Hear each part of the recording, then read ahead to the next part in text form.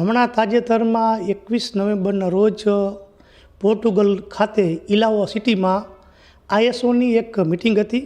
આઈએસઓની અંદર ટોટલ 29 દેશ સભ્ય છે. એમાં 21 દેશના પ્રતિનિધિઓ ડેલિગેશન તેમાં હાજર હતું.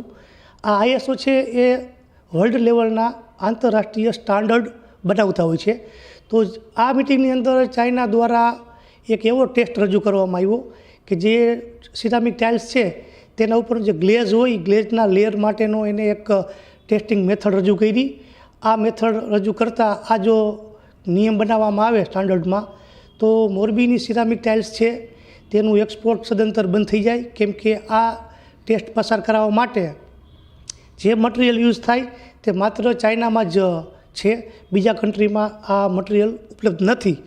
તો ભારતના ડેલિગેશન દ્વારા ચાઇનાએ જે સ્ટાન્ડર્ડ રજૂ કર્યું તેનો જોરશોરથી વિરોધ કરવામાં આવ્યો અને અમારા સપોર્ટમાં અમેરિકા, ફ્રાન્સ, ઇટલી, અન્ય દેશોએ મોરબી સિરામિક ઉદ્યોગ તરફથી એટલે કે ભારત સરકારના ડેલિગેશનને સપોર્ટ કર્યો અને ચાઇના દ્વારા જે સ્ટાન્ડર્ડ રજૂ કર્યું તેનો અમેરિકાના જે પ્રેસિડન્ટ છે, આના ચેરમેન, તેમને આ જે પ્રપોઝલ છે ચાઇનાની તેને ખારિજ કરવામાં આવી અને ભારતના ડેલિગેશનનો આમાં વિજય થયો. એટલે કે હવે પછી આ જે સ્ટાન્ડર્ડ છે એનું લાગુ નહીં થાય.